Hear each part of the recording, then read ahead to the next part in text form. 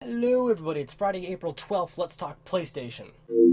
Let's start off with some PS4 stuff. Is developer Level 5 working on a PS4 game? Apparently so, and an official reveal is coming soon. This is a developer of, Ni no Kuni Wrath of the White Witch, and Professor Layton on handheld, so obviously a pretty good developer, and looks like they're working on a PS4 game. Apparently it's going to be pretty big in the online department, possibly an MMORPG, we don't know. Official reveal coming soon. Is Quantic Dream's PS4 game going to have multiplayer? Apparently some of the job listings for Quantic Dream suggest so. On Quantic Dream's websites, they pretty much have a listing for all sorts of experience in the online component, and this is kind of odd considering Quantic Dream is completely, single player stuff. They've never done an online game before. Even more so, their past projects pretty much is single player stuff, so it's pretty interesting to see that they could possibly be working on multiplayer for their PS4 game. Now, personally, I'm not a huge multiplayer guy. That's why I kind of like Quantic Dream so much. They're all about telling these stories and all that, but, they could probably do multiplayer in a very cool way, so I'm optimistic. That is, of course, if there is going to be multiplayer in their next game, but assuming they need help like that.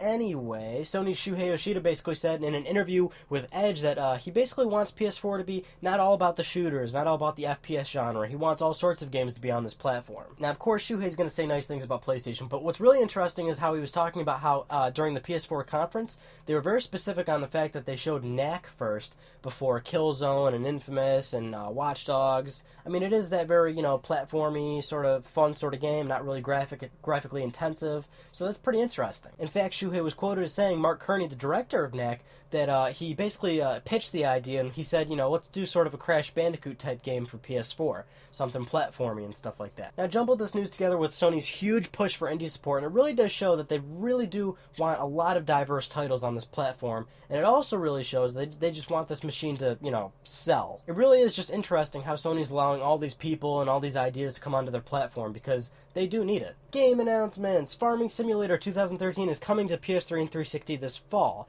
Farming Simulator was basically, came out this year. It was a huge success on PC, and now it's coming to the home consoles. This one's also really interesting because in recent news, a lot of PC stuff has been coming to PS3 and being announced for PS4, and by all means, that's cool, because PC has a lot of very interesting, sort of really out there sort of ideas for games, and I'm all for it. So, Game Informer's May issue has pretty much announced that Batman Arkham Origins is coming out to PS3 and 360, and that Batman Arkham Origins Blackgate is coming out for Vita and 3DS. Now, a new Batman game, you're thinking, awesome, but hold on, the developer Rocksteady has been put aside and Warner Brothers Games Montreal is taking over for the development. Now, of course, a lot of people praise developer Rocksteady because they basically got Batman games right. That's what everybody's saying and all that, and now everybody's sort of in an uproar because a new developer is taking over the latest Batman entry. All we know right now is that Warner Brothers is using the previous engine from the game, so, it's certainly going to look the same, but, is it going to be good and all that? And then Batman for Vita and 3DS is pretty much sort of a new entry, sort of separate from the main one on the consoles, but it's going to complement it with the story and all that, and that's sort of a 2.5D action-adventure game. Now, of course, these are awesome announcements, but because of the new developer, people are like, they're a little sketcy on it, I don't know.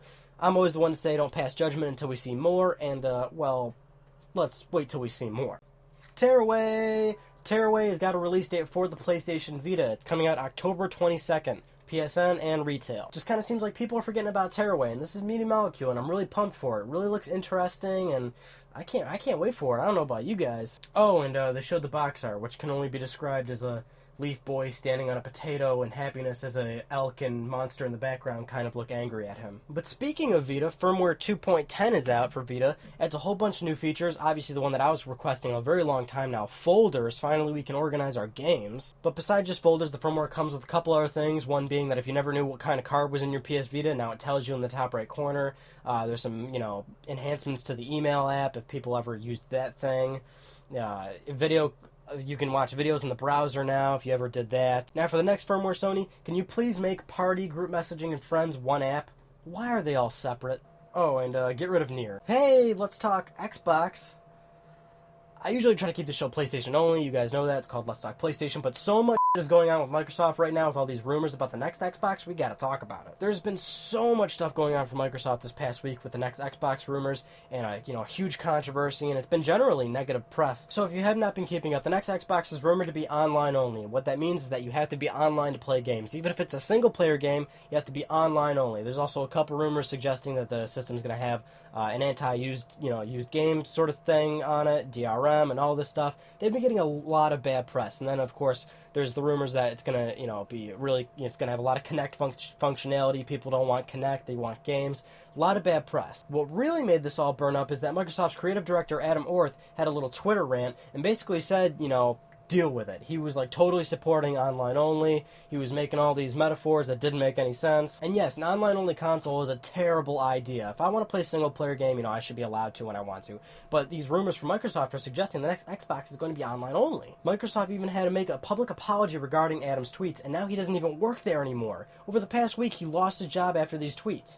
We don't know if he was fired or if he left willingly, but now, there has been some good rumors regarding the next Xbox, one being that its internals and its hardware is pretty much on par with PS4, so, a very powerful system. And then a couple other things, like it might have a Forza launch game. Forza is really big. And then VG Leaks has a rumor, they're saying they're going to make a mini 360 and that the next 720 isn't going to need always online, but that it's not going to have backwards compatibility, but this mini 360 is going to allow backwards compatibility. Now, personally, despite all the evidence, I do not think Microsoft is that stupid to make their console always online, because that would pretty much seal the deal for PS4. It really would. So to conclude, I don't think Microsoft's that stupid to do something like that. We should all just wait, keep our mouths shut, wait for them to actually announce it. We can actually see the system, make some judgments there.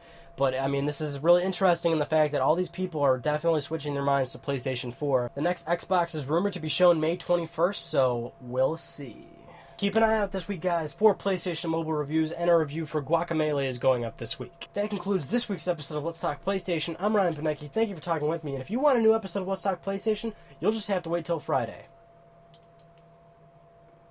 Deal with it.